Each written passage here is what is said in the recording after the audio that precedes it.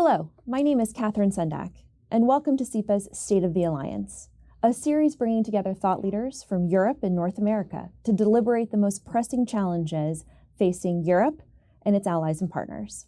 Today, I am honored to welcome the French ambassador to the United States, Laurent Bili. Welcome, Ambassador. Thanks for having me.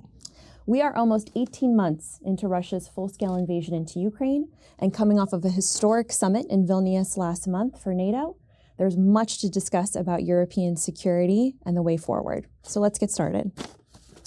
Ambassador, thank you again for joining us. I want to get started with Ukraine. So we are almost 18 months into Russia's invasion into Ukraine. How do you assess the alliance's efforts so far to support Ukraine in its efforts? I think what is very impressive is the determination, the unity of the alliance as a whole. And I do think that our partnership, the Transatlantic partnership, has never been so great for many, many years. In fact, and probably from the beginning of my career, if I may say so. Mm-hmm. Yes. It was 30 years ago. The unity is impressive, and the fact that we've been able to maintain it over this time is also impressive. So turning to the summit, coming out of Vilnius, many people consider it a historic summit based on the outcomes. How do you judge the success of the summit, and more particularly, specifically, the issues that that the summit laid out for Ukraine in terms of further assistance, the establishment of the NATO-Ukraine Council, the elimination of the membership action plan for their membership? What is your perspective on the successes of the summit? Well, there is no doubt that Vilnius was a success, and I do also think that we have to see Vilnius together with the G7 summit, because somehow it makes a package, and especially the G7 words, declaration about Ukraine and the indivisibility, Ukraine being an integral part of the Euro-Atlantic security. I think it was a very powerful statement. But also, as you mentioned, the roadmap, the Ukraine-NATO Council, the continuation of aid, but most of all, again, the unity, the determination, the commitment of all the members to continue to support Ukraine as long as it takes. I think it was a very powerful message. You brought up the G7 declaration that was unveiled at the summit.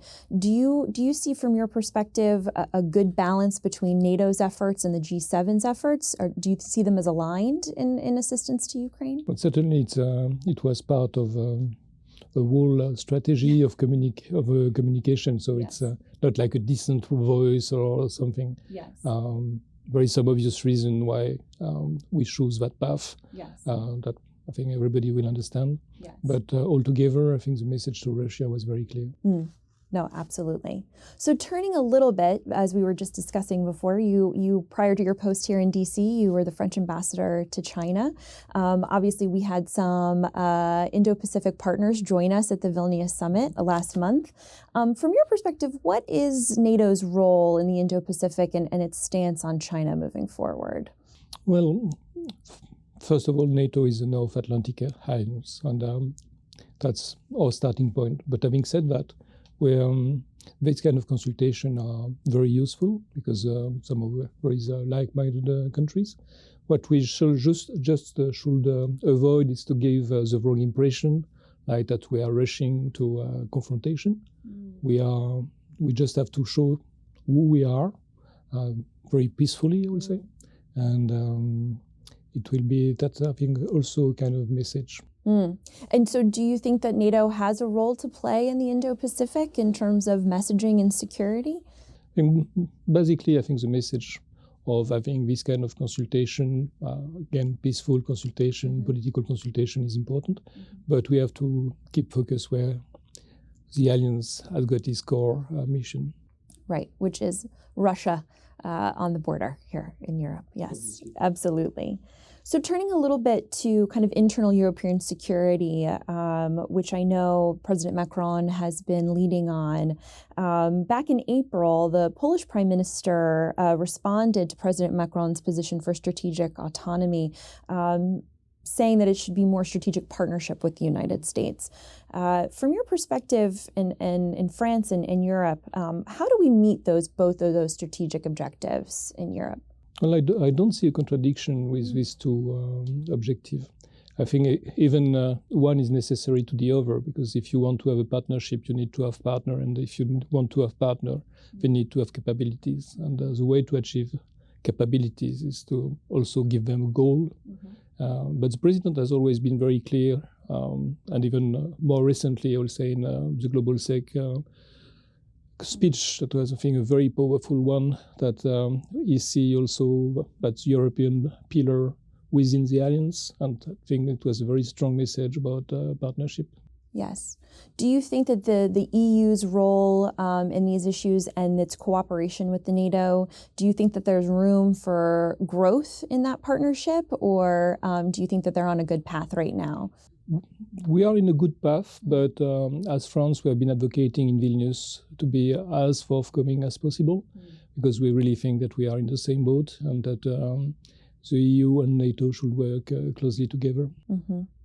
So turning back to Ukraine, first I want to ask, obviously President Macron in the lead up to the summit has been very strong on the stance of Ukrainian membership into NATO.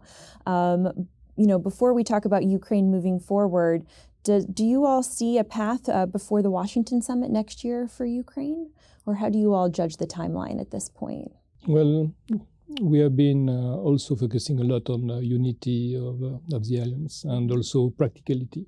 For a country at war to join NATO, put some complex issues. But having said that, I think there is no doubt that for us the future of Ukraine is within NATO as well as within the EU. Absolutely, absolutely. And hopefully sooner rather than later for some of this.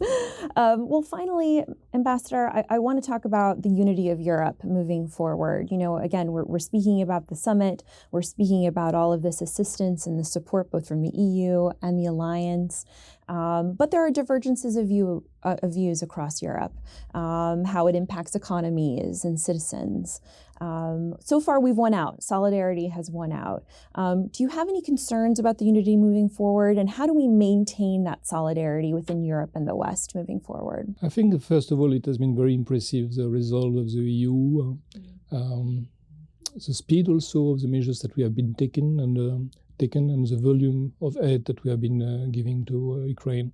I think we are reaching more than $86 billion US now, so which is quite an impressive package, and it's really, we are on the same path than the US. Of course, the US is having the lead on military support for obvious reasons, and we really appreciate that.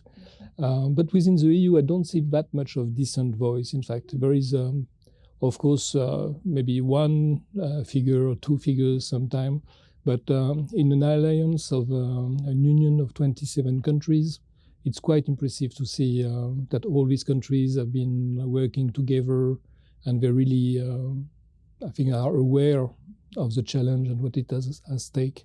So I'm quite confident of the future of the ability of the EU to sustain that effort. And speaking for France, I don't see in the domestic scene a really decent voice on that, and I think it's very important.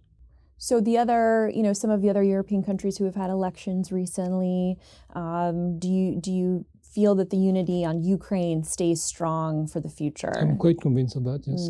Yeah, that's wonderful. And sir, as we close out our conversation, any challenges on the horizon you think that we in the West should be watching out for in terms of Russia, European security, anything that we're not paying attention to because so much of our focus is rightly with Ukraine?